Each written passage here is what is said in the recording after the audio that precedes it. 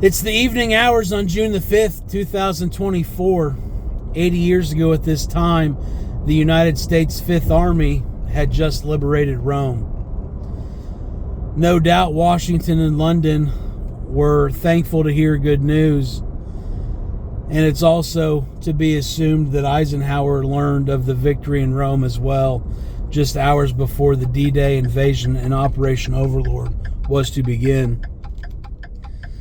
The first wave was 13,000 men jumping out of planes behind enemy lines, softening up Nazi defenses for the invasion that would come 5 hours later. And one of those Higgins boats pulled up on those beaches: Gold, Omaha, Utah, Juneau, and Sword.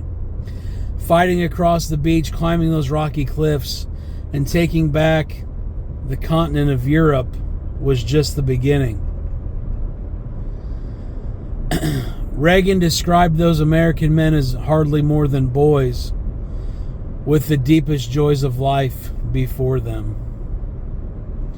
Those men that would not make it that day would give up the life they were living and the life they would live after the war.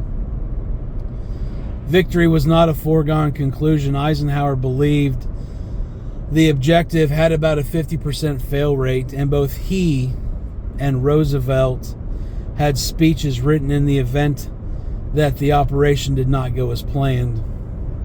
It must also be known that years earlier, Winston Churchill, in his darkest hour speech, knew the sun was setting on the British Empire, as he admitted that even though the British island might be subjugated and starving, the empire would continue on abroad, armed and guarded by the British fleet, until, in God's good time, the new world with all of its power and might would step forth for the rescue and liberation of the old.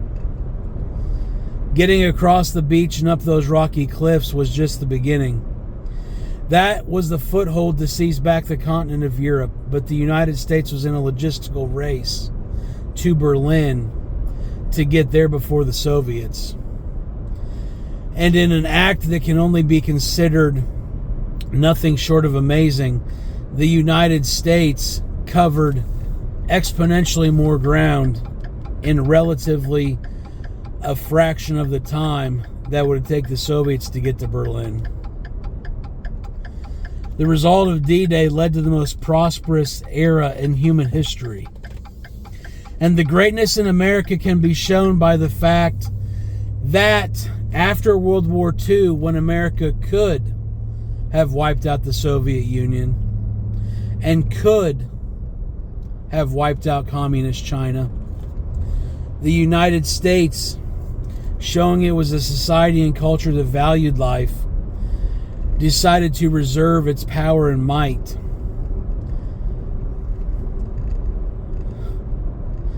Communism took over 100 million lives in the 20th century. So maybe that wasn't the best decision. However, at the time, it showed how just America was. The United States would go on to rebuild its allies and its enemies.